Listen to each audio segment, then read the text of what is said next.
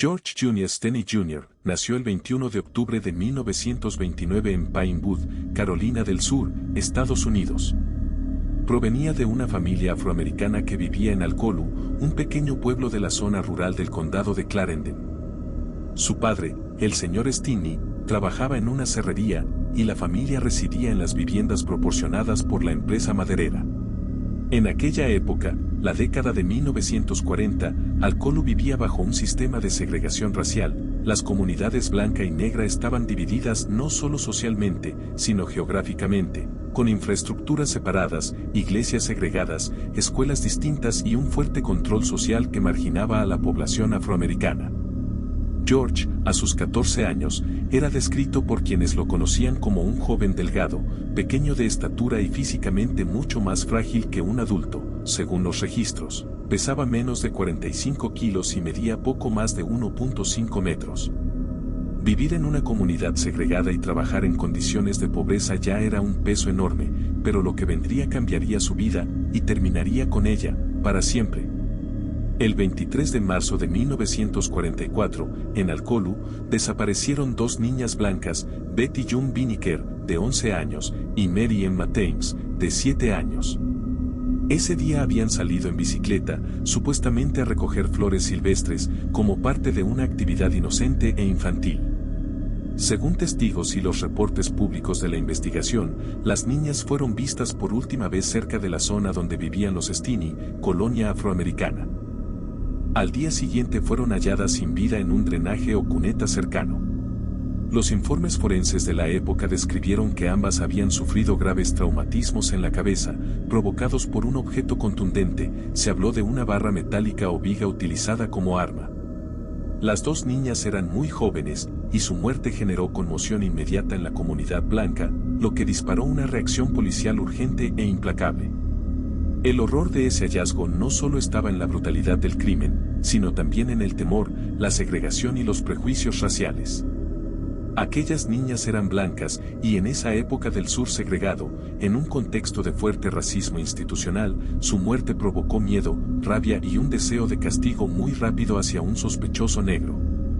En ese ambiente, la justicia y la presunción de inocencia quedaron en un segundo plano.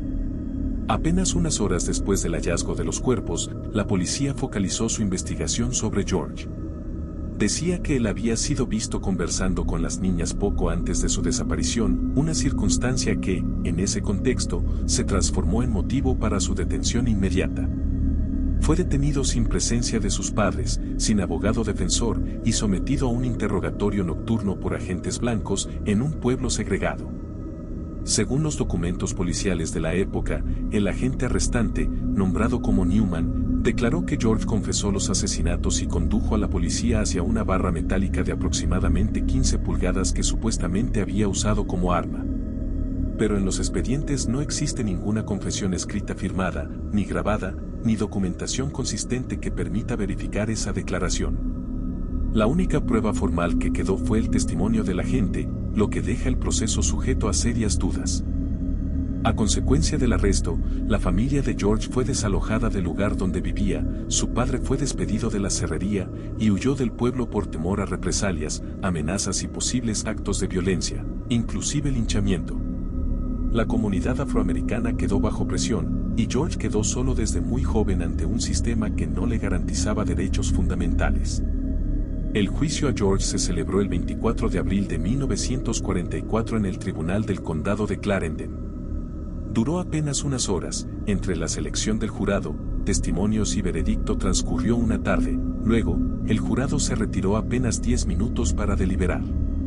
El veredicto fue unánime, culpable de asesinato en primer grado. La defensa, ejercida por un abogado de oficio, que en realidad era un recaudador de impuestos y candidato político local, no presentó testigos a favor, no impugnó la validez de la confesión y no ofreció una defensa efectiva. No hubo intento de apelación ni garantías mínimas de un juicio justo.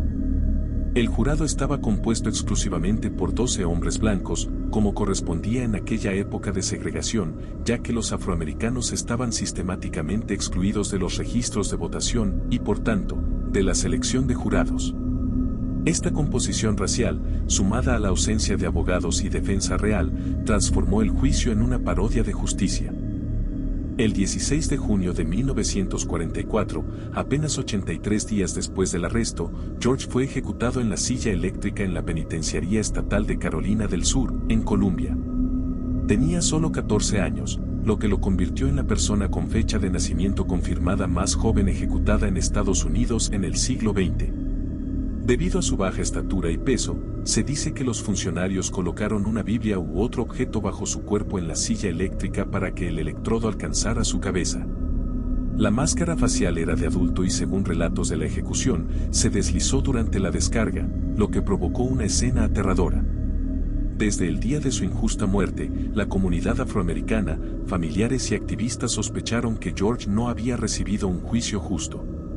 Durante décadas el caso permaneció en el olvido oficial, aunque como memoria viva en la comunidad negra y en la crítica hacia el sistema judicial racista. Con el paso del tiempo, historiadores locales como George Fersen comenzaron a investigar el expediente, revisar documentos y buscar testigos. Fue en 2004 cuando surgió una iniciativa formal para reabrir el caso, con abogados de organizaciones de derechos civiles como Civil Rights and Restorative Justice Project de la Northeastern University School of Law. En 2014, tras una solicitud legal de tipo coram nobis, una figura que permite anular condenas cuando han ocurrido errores fundamentales, la jueza Carmen Mullen emitió una sentencia que vacó la condena de 1944.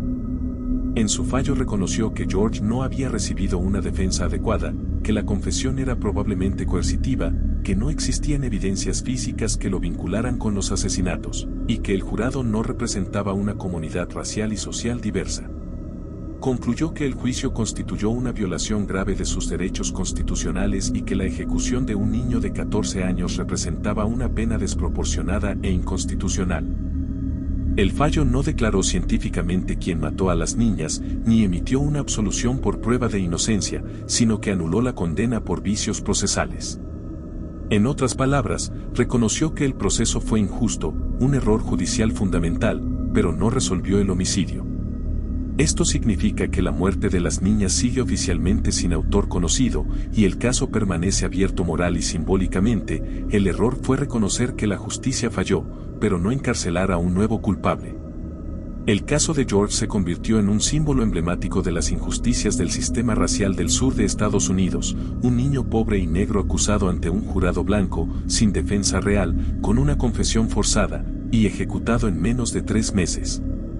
Su ejecución demuestra hasta dónde pudo llegar la lógica del miedo, el racismo y la exclusión institucional. Las víctimas se convirtieron en parte de una tragedia colectiva. Sus muertes, además de ser horribles en sí mismas, sirvieron de catalizador para una injusticia mayor, la persecución de un niño incapaz de defenderse adecuadamente. Su biografía simple, niñas blancas, de 7 y 11 años, víctimas de un crimen brutal, es fundamental para entender cómo en ese contexto su muerte era suficiente para desatar la cacería contra un joven negro. El asesinato de 2 niñas blancas en un pueblo segregado bastó para justificar el arresto, juicio exprés y ejecución de un menor afroamericano. El fallo de 2014, aunque tardío, no borra el horror ni devuelve la vida a George, pero sí representa una corrección judicial simbólica, reconoce que un sistema racista no solo comete errores, sino errores estructurales.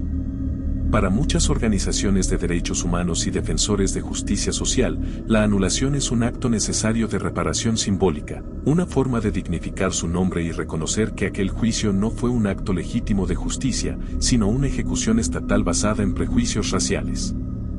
La historia de George merece ser recordada no solo como un crimen injusto, sino como un espejo de una sociedad que en un momento histórico permitió que el prejuicio, la segregación y la incapacidad institucional definieran la vida de un niño.